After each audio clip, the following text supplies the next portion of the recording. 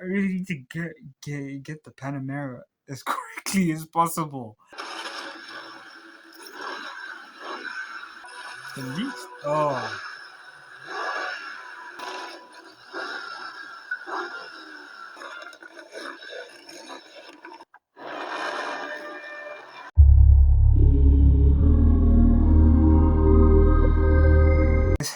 Welcome back to my YouTube channel.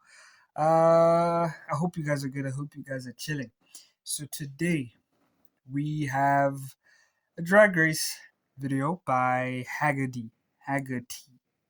Am I saying it right? Haggerty. Anyway, so we've got the world's fastest V8 wagons and sedans, or station wagons. So you've got things like the BMW M5, the Mercedes S63, if I'm not mistaken, or it could be the E53, the Audi RS6, and the Porsche Panamera. Let's get straight to it. Thank you guys for 34 subscribers. I really appreciate it, guys. So let's get straight to it, and let's see which of those cars that I just named, which of them is the fastest. So here we go.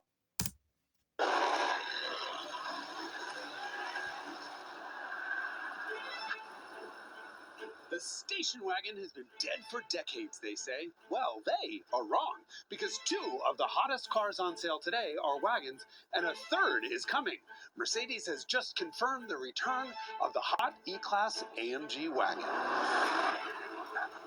This is not that. However, as a placeholder, we have a body style that's even more at risk of extinction than the wagon, the sedan.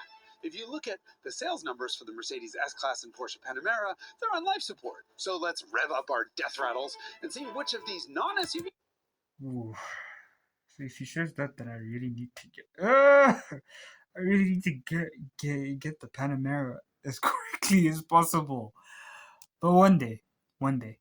can wheeze its way down the track for the record of the quickest sedan-y wagon you could buy.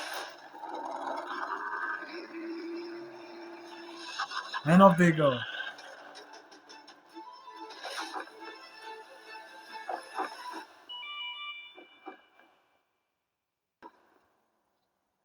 Every car in this episode has a V8, and these three supplement their twin turbochargers with performance-enhancing electric motors. Each of them makes enough power to stop the rotation of a small planet, which is a good thing because each of them weighs as much as a mid-sized planet.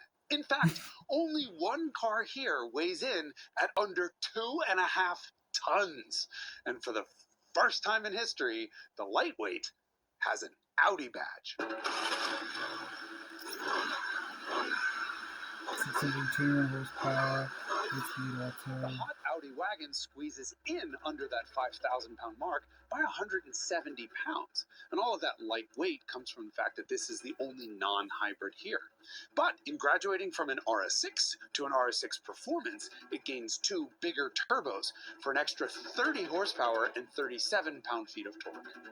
The RS6 Performance also has forged wheels that save 11 pounds per corner, and its optional carbon ceramic brakes save 75 more in total. That's a huge amount of rotating mass.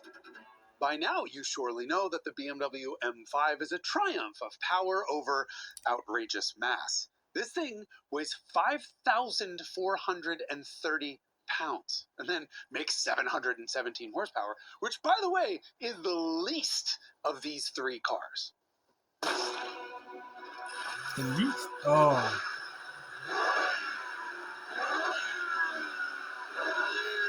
717 combined. The Porsche Panamera Turbo SE Hybrid beats the M5 by 54 horsepower, and it weighs a couple hundred pounds less. But it has one other thing that will give it an advantage. I'm not gonna lie, the Panamera looks good in that color. Honestly, if I were to spec a Panamera, like this is a brand new Panamera, whether it's the GTS or the Turbo SE like this, I'd spec it in that color. It looks absolutely amazing in it. Aside from the Porsche badge, which always seems to help everything here, and that's that it's the only dual clutch automatic here. And that means launch control with a clutch dump, so it'll get off the line like a rocket. I thought it was a PDK because Porsche 770. Wow. Yo. The horsepower winner is, surprisingly, the sedate-looking Mercedes S-Class. It makes 791 horsepower and, get this, about 1.5 times the torque of the other cars.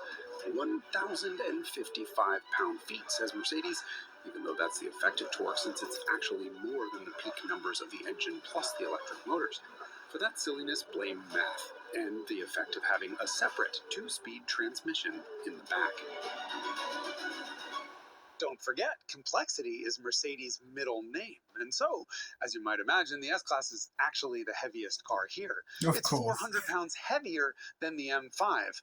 So, don't you think it's about time we all stop making fun of the M5 for being so heavy? No! Look, the S-Class has always been heavy. Yes! It's always been fast, and it's always been isolated. And now we race the German cars. The crazy thing is, even the new RS5 weighs about 2-ish. 2.3 if I'm not mistaken. The new RS5 weighs 2.3 tons. So it's the case of cars are getting heavier and heavier and heavier because they're becoming also hybrids and stuff, and the complexities and whatever. So I don't know. To answer his question, I really don't know. But in the case of the S-Class, yes, he's right. S-Class has always been heavy. Even the AMG models, they have always been heavy. So really, nah. Anyway, here we go.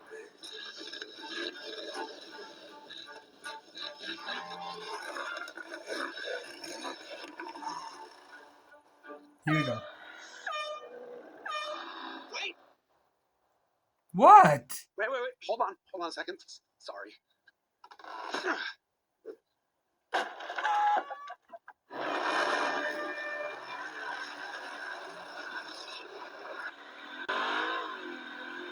Yo.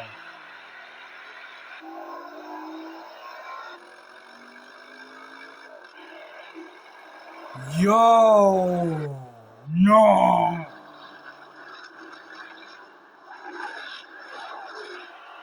No, that Porsche shut off.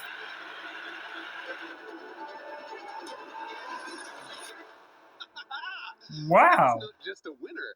No, we have a world record. At 10.5 seconds through the quarter mile, the Porsche Panamera Turbo S is the quickest accelerating internal combustion four-door car in the world. That was a picture-perfect performance by the Porsche Panamera. Let's watch it again. Here's how it happened. In launch control, the Panamera quietly builds boost and then performs a perfect clutch dump launch with the right amount of wheel spin. None. It sustains over a G of acceleration the whole way through first gear, and then its dual clutch shifts into second with no interruption in power. The thing hits 60 in 2.5 seconds, despite what feels like it's pulling power the whole way through second gear. Third comes with a little nudge, and from there it's just violent acceleration, with the whole car trying to catch up to that magical Porsche badge out on the hood. This was a staggering performance from the Panamera. I mean, it is Porsche. It is Porsche. Well, if the Porsche was the winner, the Mercedes is the shocker. Like, what is this thing doing here?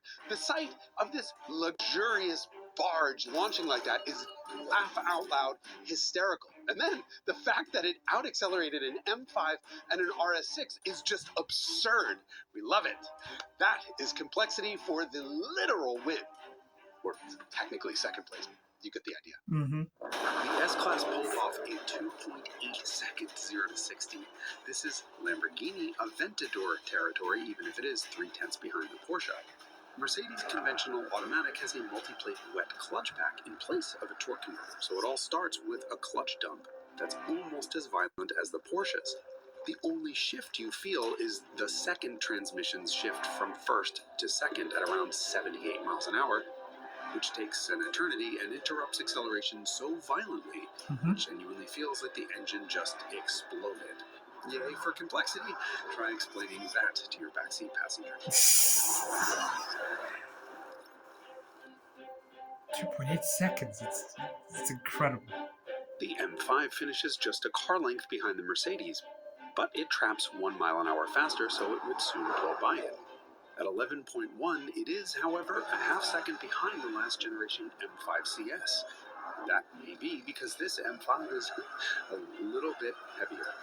Okay, Excuse a lot me. heavier, like a scarcely believable 1,300 pounds heavier. But this is a wagon, and in my book, all wagons get bonus time, a head start to make them automatic winners of every single drag race. Boop! Making me uniquely unqualified to judge a drag race show. And yet, here we are. The M5 gets a fairly sedate launch. At 3.1 seconds, it's the slowest of the 3 to 60 miles an hour. It's also the only one to spin its rear tires off the line, which it does as the suspension hops and shudders. And the shifts are, by a big margin, the slowest of the bunch. It's fast, but it really feels like someone apparently screamed pencils down before this fast wagon was fully baked.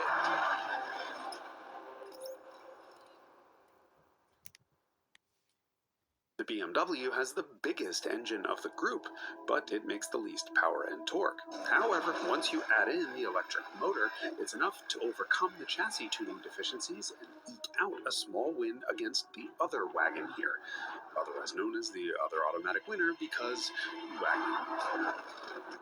wagon. Audi RS6. The Audi's V8 actually makes the most power of any of the engines here, but there are no electric motors to add to that 621 horsepower, so the final figure is just 621. The RS6 is relatively lightweight, only goes so far, and it winds up with a trap speed 5 miles an hour below the Mercedes and BMW, 9 miles an hour below the Porsche. Yo! While being easily the best looking of the bunch. So, more bonus points to the other wagon. Actually, yeah. And here's an interesting tidbit. If you don't plug in the BMW, the non-hybrid Audi gets 30% better fuel economy than the hybrid M5. So even more bonus points for keeping it simple. See, speed isn't everything. Unless you're judging a show on drag racing. The Mercedes, BMW, and Audi are each separated by just 1 car length. Porsche is 5 car lengths ahead, but for perspective here, these are big, comfortable luxury sedans and wagons that are in the supercar leagues. My goodness. Huh. Clearly, we're living in a world where you can have your cake and eat it too. And maybe all that cake is why these cars are all morbidly obese. But the weight hasn't slowed them down at all. Because each of these cars could have outrun a McLaren F1 down this quarter mile. They're so fast that we had a hell of a time finding a camera car that could keep up.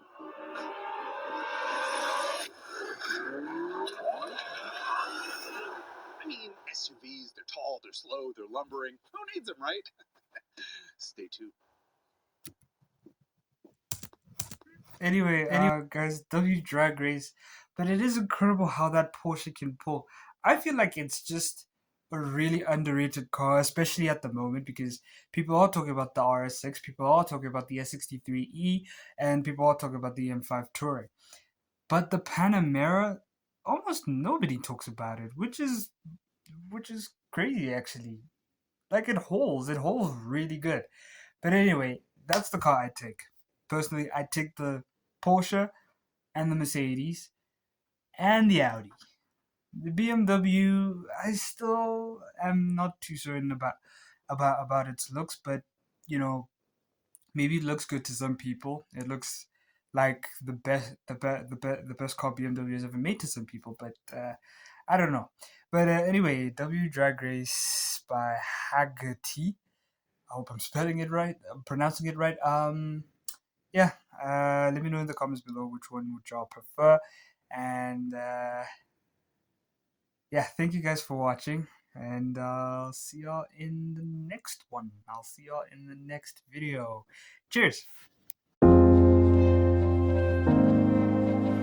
you.